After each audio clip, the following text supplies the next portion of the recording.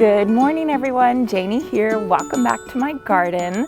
So today is another monthly garden tour for my front yard. It is the September 2022 garden tour. I have a lot to show you because a lot has happened this month. Well, first off, my girls went back to school. And so, you know, we've been really busy with back to school stuff. So I haven't gotten a ton of stuff done in the garden this month. However, what we also had is we also had the hottest, longest heat wave in history on record for our area. And so it was about 12 days of record-breaking heat. I mean, I'm talking, it got up to 117 was the highest, which is insane for us. I live in Northern California, zone 9B, and we definitely do get hot. It's very common to get up to, you know, 108, 109, 110 in the summer, but for like a day at a time, not like a week and a half at a time. So it got to the point that I just kind of gave up. I mean, I was trying to save my plants. I was trying to keep them watered, but I couldn't even be out here, right? And so it was brutal. Luckily, we've had a wonderful break in the heat. Things have calmed down. It's actually starting to feel like fall now, which is fantastic and a welcome change. But my garden did suffer this month, and that's okay. It's, you know, it's all part of the year and going through the seasons and all that kind of stuff. So I already did a video, I will link it up above, about the plants that did really well in the heat and the plants that suffered in the heat. One of them that did fantastic is this monster behind me that is literally eating up my garden. It is covering plants and killing plants, and that is this vertigo pennisetum. I planted this plant last March, right? So 2021, March, 4-inch pot. It started off as a 4-inch pot, and now it is about 7 feet tall, and I want to say like 8 or 9 feet wide. It is insane. It is coming out. It is just too big for my garden. I think that this plant would be gorgeous if you had a lot of space to take up. I just don't have that, and this plant is just eating my garden alive. So that's all right. There's been a lot of plants here that have done really, really well, and I've been super impressed with them, and a lot of them that have just struggled. And you know, I can't blame that at all. So let's get started, and I will show you all around my front yard garden tour for September. All right, here is a view of the front of my garden. I live on a corner lot, so I think of the corner as the front of my garden. So this is what it's looking like end of September. It's really not too bad, all things considered, what it went through this past month. I mean, there's color, there's green. I'm actually really, really happy with it. And when the heat wave was going on, I was getting more and more discouraged because I felt like everything was dying, but really once it cooled off a little bit, things perked back up. So first off, I have my annual border right here. It is a mix of actually 3 plants, which you can't even tell because one of them is like gone. The biggest one is the Sweet Caroline, Sweetheart Lime, Sweet Potato Vine. It is another one that is eating my garden alive. Along with my vertigo pennisetum. I have decided I will not be planting this one again in my front swoop because you can see it just takes over. And I've already cut it back from the sidewalk multiple times. It's actually really hard to cut back. It's actually, you know, exhausting to do that. And it's just, to me, it's just a little too much. I was hoping that it was going to stay a little bit smaller and a little bit more controlled, but it's obviously so happy here. So I can't fault the plant about that, but it's just not what I want. Last year I had Supertunia Vista bubblegum here, and it was so vigorous that it was coming over the, it was basically coming as far as the sweet potato vine is right now. And I really didn't mind having to cut that back because it was so incredibly beautiful. So the pink one right here is the Supertunia Vista JAZZBERRY. It is definitely not as vigorous as the Supertunia Vista bubblegum. It's still very vigorous and it's still very, very big, but it just does, nothing compares to Supertunia Vista bubblegum. That is like the most vigorous plant, the most vigorous flowering plant. It's so beautiful.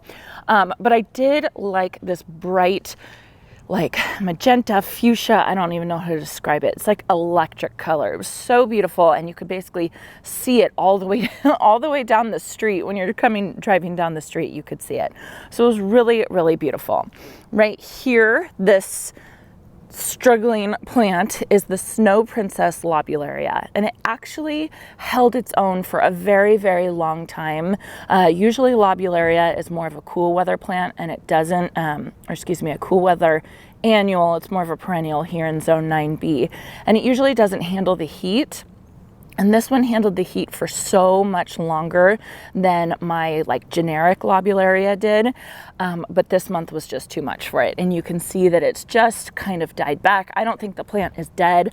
I have one in between each grouping of the Supertunia Vista Jazzberry, and you can't even see it. You know, it's just struggling, and that's fine. So I think next year I'm going to kind of simplify my swoop and just do like a mono planting again, because I really like that, and I don't want to have to worry about cutting anything back like this this sweet potato vine. But it does look really pretty, and I like the color blocking. Okay, so behind that we have my road narrow sign that I do need to trim back so people can see what it says. If this was a stop sign, I would never do this, of course, but because it's a road narrow sign, I don't worry about it too much. This is one seed of purple hyacinth bean. One seed. Look at this, it's just crazy. I just love this plant. I mean, talk about eating things alive, right? Like, it is just eating this porcine alive, and I'll have to get up there with a ladder or something and cut it back. But I get so many of my neighbors stopping by and just cracking up about this plant on this sign, and I just love it, and I think I will definitely repeat it every year. I have been having some trouble with some aphids on this plant. It's definitely gotten aphids on it, and I can't really, I can spray like down here, like Captain Jack's, I can spray it down there, but I can't get up to there. So, you know, I haven't been really able to manage it, but I have noticed a ton of ladybugs on it. And it seems like the ladybugs are taking care of it now. It seems like they've kind of dealt with the aphids, and I'm wondering if the heat wave like burnt the aphids to a crisp or something, because it's actually starting to flower again. When the aphids were really bad, there was like no flowers on it. I'll show you guys the flowers. They're very pretty. See that? Really gorgeous. Okay, and then the crazy plant, this guy right here, I've even gone in there and cut some back because I was getting worried about this Chinese fringe flower right here.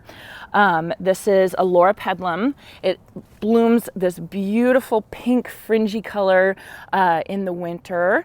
And I have another one over here that's getting eaten alive. I was getting worried about them because those are like staples in my garden. They are like structural shrubs, and this guy is just absolutely taking it over. I had planted, I can't even get in here. I can't even get in here to show you guys. I had planted a Supertunia Vista Jazzberry back there, and then there's also a homestead verbena that's very beautiful that I'm sure is just smothered now at this point because of this plant. So I'm really anxious and excited to get this plant out. I know I've told you guys a million times, but I am gonna put little like antenna eyes on it and make it like a monster for Halloween decorations. This neighborhood down the street there, they have Halloween decoration contests every year, and this year they invited me to be a part of the contest, and I'm so excited about it. So I will be decorating and I will be dressing this monster up as a monster, because that's what I've been calling it all year.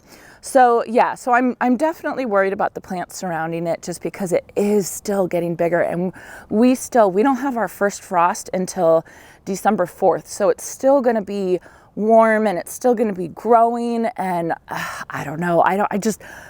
When does it stop? When does it stop getting bigger? Because it just keeps going and going and going. Right in front of my monster, I have another one of my like foundation shrubs, and this is Breath of Heaven. I'll put the real name right here on the screen, but I really do love this plant. It's absolutely beautiful. I do think that you have to prune it back. I thought it was one of those plants that you could just kind of leave and let grow, but it just gets way too big, kind of just like this one. So once I started kind of pruning it back and shaping it, I'm a lot happier with this shrub, and I think it will stay there because I like that pop of chartreuse green.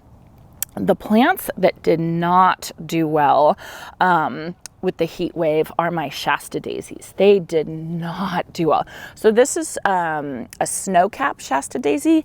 I think it's still alive. I really do think it's still alive. This is a Daisy May Shasta daisy from Proven Winners. I have to deadhead this. This one's definitely still alive. There's one right there, one of the snow caps that's definitely dead. These guys just suffered. I just feel so bad for them. They just could not handle the heat. It was just too much for them. Okay, let me somehow get through here. Over here, I have my arch, my rose arch that's looking gorgeous. So these roses, these are 2 Eden climbing roses that I planted last November. Very, very small ones. They weren't bare root. They came in a pot, but they were tiny. And they have just, I mean, can you guys see? I have this one cane right there. It's almost up at the top. So I mean, what is that? Like 9 feet, 10 feet in 1 year, right? Not even 1 year because I planted them in November. So they are doing so well. I had stopped fertilizing these guys because here where we live, it's so hot. We're supposed to stop fertilizing our roses in the heat of summer because it's just too much for them. But as soon as the heat wave was over, I went in and I fertilized them, and I can see so much new healthy growth on them. I'm so excited about it, and I cannot wait for next season because I think I'm going to get so many blooms. I'm very, very excited about this arch. I think it's beautiful. Just past my rose arch, we get into my cottage garden bed that I'm working on. I'm not happy with it right now, but there's a couple, I have an idea for where I want it to go. I just have to keep kind of working on it. I have this plumbago plant right here. It is on a tutor. I had the idea, so I had 6 of them all along here, and I transplanted them over there into my oak tree garden bed. I'll show you all that in a little bit, but I decided to leave this one and train it up the tutor in an effort to kind of control it a little bit, and it obviously didn't work. I did not control it.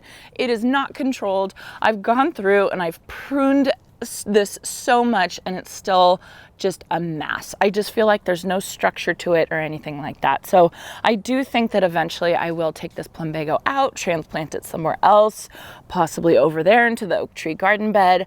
But I don't really like this mess. I want something a little bit more refined to kind of grow up that tutor that's hiding in there that you guys can barely even see. So again, another plant that is just absolutely eating up my garden. It's just too funny. It's just cracking me up. As we come over here, one of the things I did this month is I painted my fence, and that was one of the big projects, and I painted it a slate. I love it. Yes, we still have to come out here and paint this footer board. I don't know what I was thinking. I thought I wouldn't need to do it. I thought we wouldn't notice it.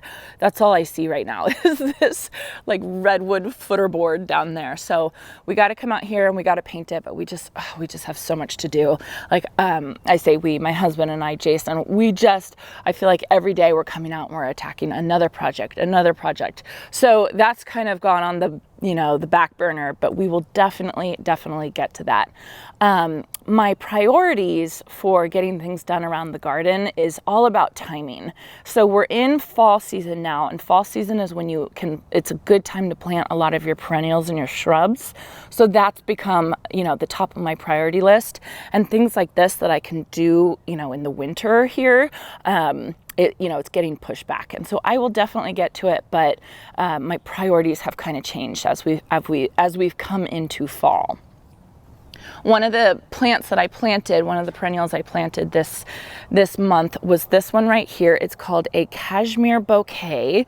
It's a Mexican hydrangea, actually. I found it at the Redding, it's called the McConnell Arboretum up in Redding, California, and I'm just totally in love with this plant.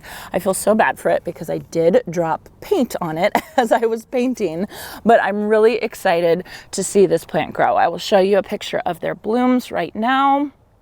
I just think it's a really interesting, neat plant that I think will be perfect here underneath this birch tree because it does like water. The birch tree likes water. And then I'm going to plant some columbine, kirigami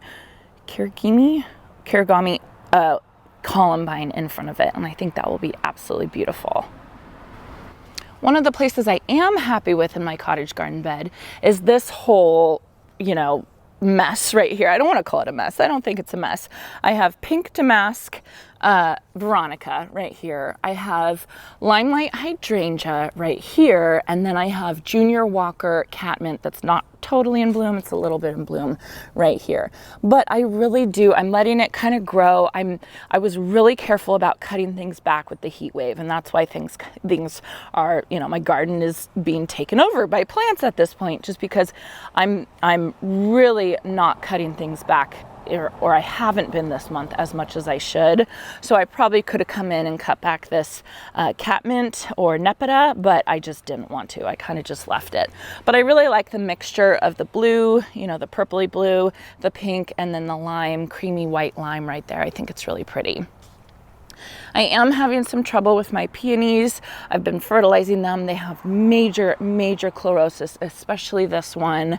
I think that they also got super scorched when we had the heat wave. So it's just something that I'm dealing with. I'm trying to limp them along. We'll see.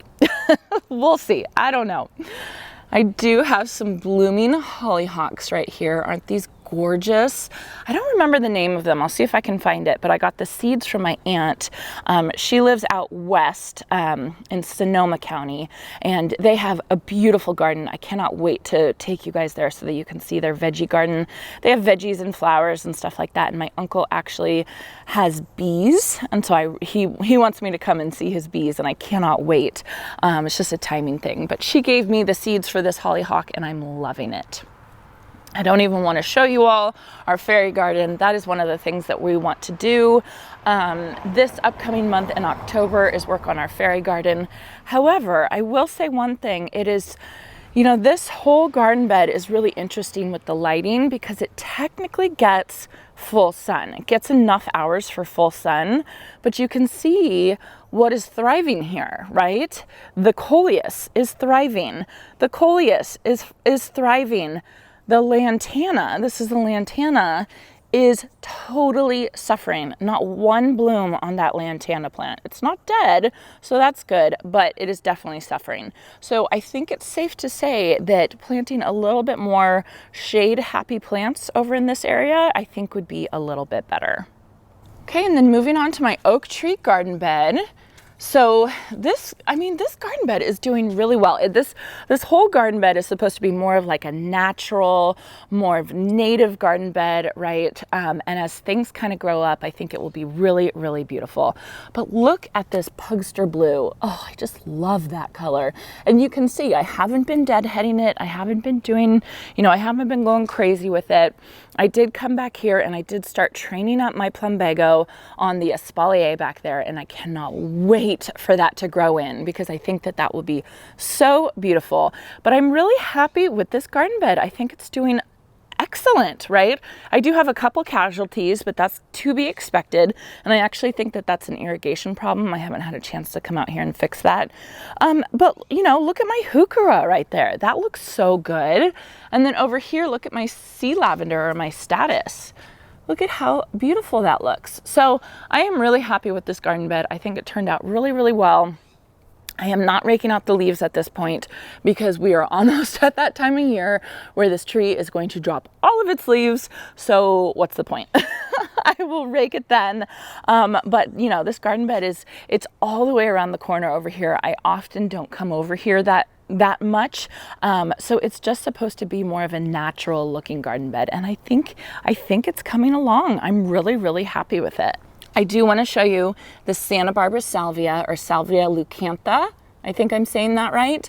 This one, I'm so excited. This plant starts to bloom this time of year, and it's just going to be these absolute beautiful purple flowers. I have a white one over in my front garden, and I just love that it blooms this time of year in fall. That's when it comes into its own and it really shines. And I think that we need plants like that. We need plants that shine throughout the year, and this plant shines at this time of year when other things are kind of fading away and not doing so well. This one is really starting to shine. So I will keep you all updated on this. Hopefully in my October garden tour, this will be in full bloom. All right, so let's come up here into my gated garden bed.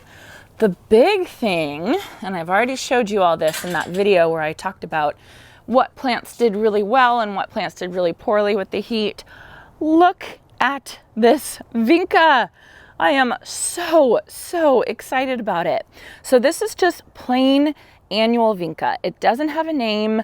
You know, I just got it in the 6-packs from Home Depot, and they're just the pure white version. I've never really been drawn to the vinca that has like the pink eye, or they're like pink. They're like different shades of pink. And I don't know why. They're beautiful, but I've just personally never been drawn to it. But then I was at the garden center and I saw this pure white version of vinca. So I planted it all here, and it is thriving.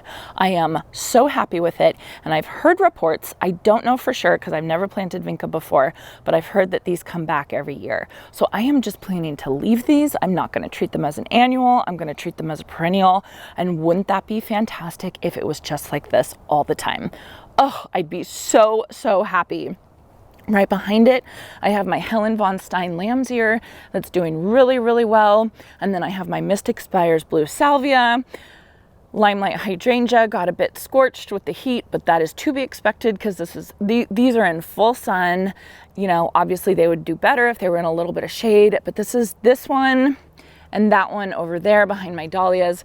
It's an experiment that I'm doing. It's like going to be like a years long experiment where I want to see, as the root system develops for these plants, I want to see if they can handle our heat better every year, because I have a feeling that once the root system really develops and really gets big enough to take in enough moisture for these plants, I think that they're going to be able to handle our heat a little bit better.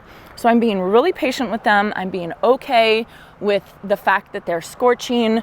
You know, I'm kind of just babying them along, and I think after 5 years, I have a feeling that I'm going to see something good. So we'll just wait and see. One that did not survive, I'm pretty sure it's dead, is this Danica arborvitae right there. I mean, silly me, I planted it in the heat of summer, right before a massive heat wave. It was just way too much for it. So I'm gonna have to pull that out. I will put something else right there. R.I.P. Danica arborvitae. Over here is my English ivy espalier. I absolutely love this thing. In the summer, it grows like crazy, and I have to come out here and I have to trim it back, or it gets, you know, attached to the wall, you know, and stuff like that. And then I just have to kind of pick this off and clean it off.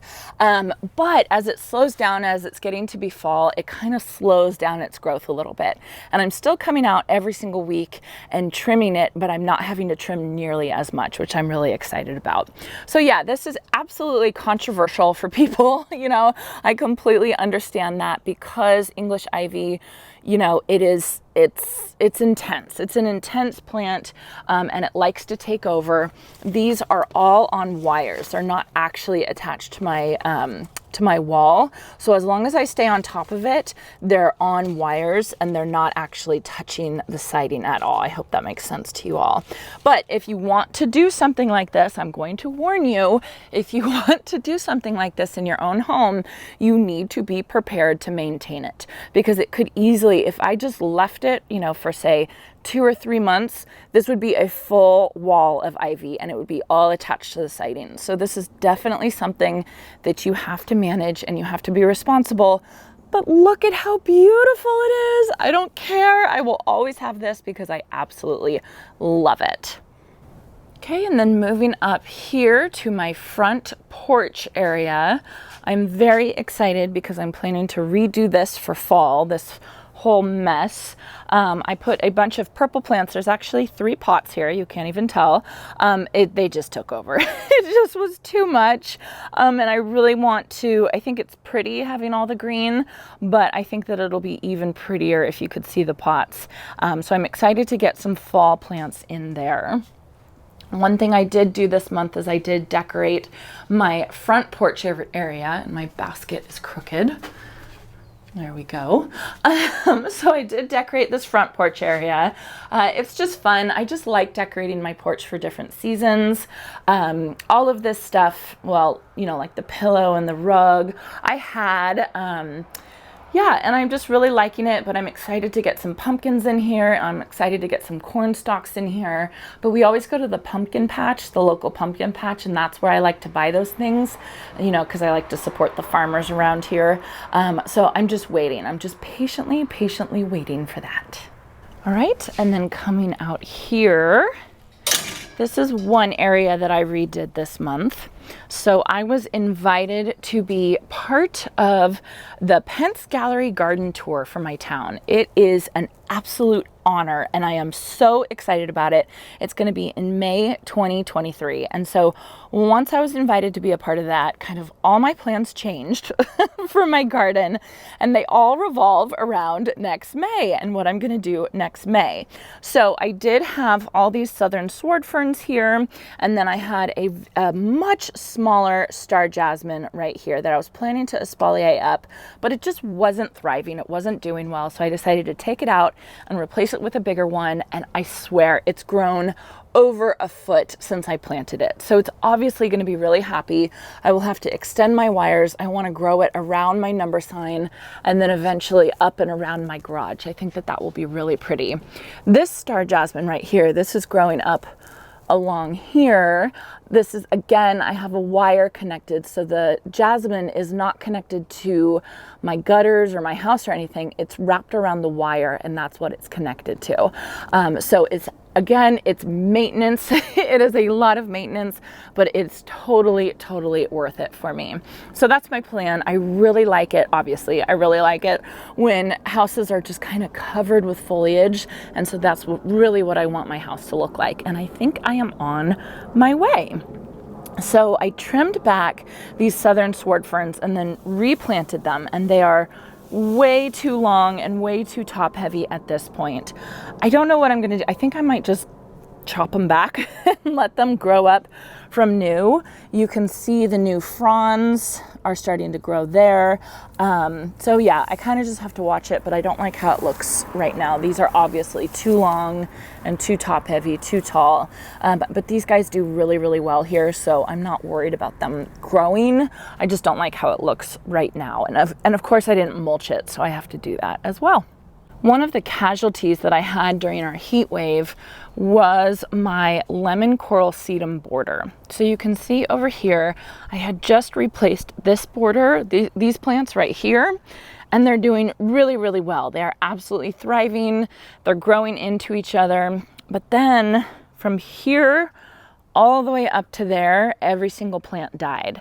And I'm pretty sure that it had just kind of migrated over onto the sidewalk, so it wasn't getting as much water as it needed. And then once we had a week and a half of 110-degree temperatures, it was just too much for it. So the other day I came out here and I cleaned the whole thing up, and I am planning to replace it very soon. The problem is that these are Proven Winners lemon coral sedum. They're over here too. These survived. I love it. I love this plant. They're just so hard to get a hold of. They're so hard to get my hands on. And I know I can propagate it, but of course you're not supposed to propagate plants, you know, that have names trademark, or I never remember the word. It's either trademark or patented. But yeah, so you're not supposed to propagate it. So I'm trying to be good and not propagate it. But I need to extend it up. I love having the border of green, chartreuse green right here. So I think what I'm going to do is I actually think I'm just going to go and get the regular, I think this is called Angelina sedum. I think that that's what the generic version is. I'm hoping it will match with the Proven Winners version. You know, I'm really hoping that it will be close, but I'm afraid I'm not going to be able to source it and have the border grow in by the time that I have my my garden tour next May. So I think I'm just gonna go get generic ones. And if they don't match, I might just replace these with the generic ones too, because I know that they're there. I've seen them at the store. Every time I go, I see them at the store. But I always try and hold out for Proven Winners annuals because they just perform better. They last longer, they do better. I just like them better. But I think in this situation, I just can't get my hands on them. So I'm just going to have to try the regular ones, the regular version of this sedum. Okay, over here I have another casualty of the heat wave, another Shasta daisy. I am leaving this here because of Halloween decorations. One of you, I'll put your name on the screen right now, had a fantastic idea. I loved it so much, I was cracking up. You said, leave your dead plants and put a tombstone that said, RIP, you know, died in the heat wave of 2022. So that's my plan. I have to go to the store and I have to find a tombstone for my Halloween decorations, and I'll put it right behind that plant right there. They're not all dead. You can see right here, I still have a bloom going on. But yeah, I just thought that I was just cracking up about that idea. I loved it so much. So thank you for that. Over here, sorry about my shadow, I did plant an iceberg shrub rose right there, which I'm really excited about because I think that that is exactly what that spot needed. I have my Mystic Spires Blue Salvia, my Helen Von Stein Lamb's Ear.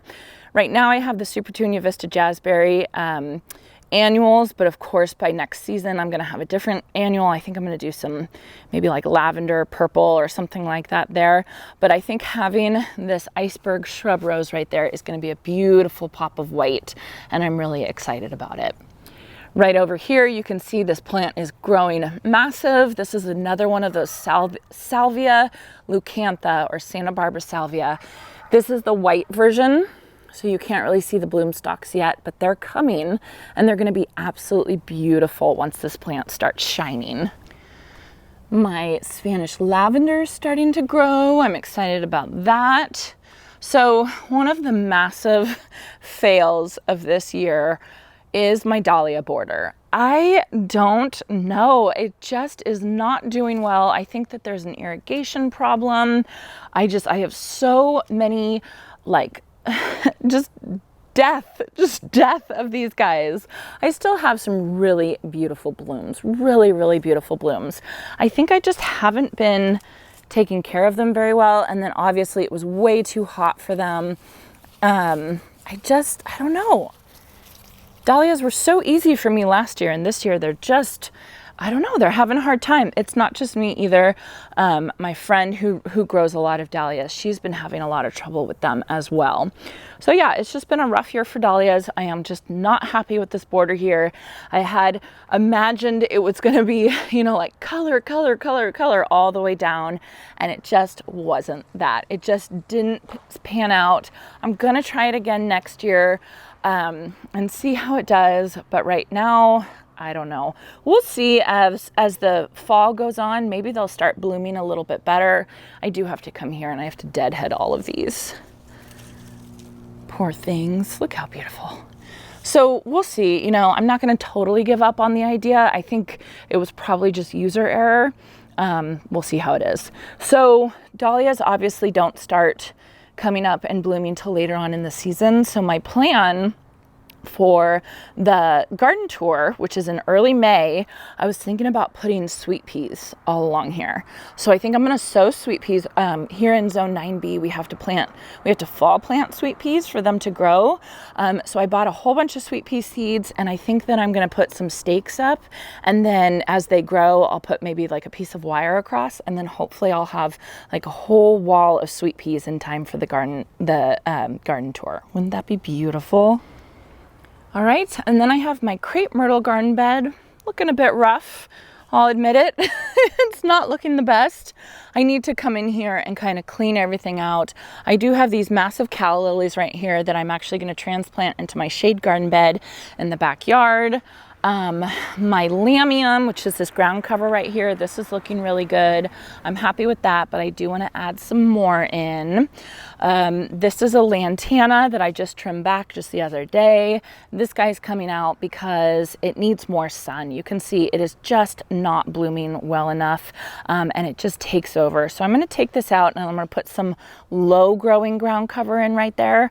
I'm not sure what, but I was at the garden center the other day and they had this ground cover. I'll see if I can show you guys a picture right now, but I really liked it, and I think it would be perfect because I do want to show off this landscape rock that I have right there. I think that that's really pretty structure, and so I want to show it off, and having this big lantana right in front of it, it just basically covers it. So you know, I need something a little bit better than that.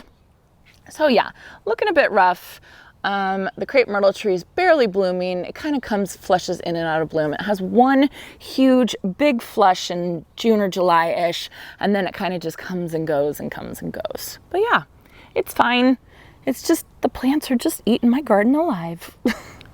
Okay, and then the last thing I'll show you all is my cut flower garden. Again, looking a bit rough and kind of eaten alive.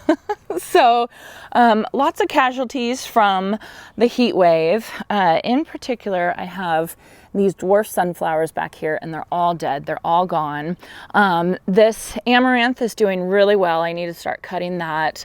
Cosmos are dead. I need to cut them out. Now, here's the thing.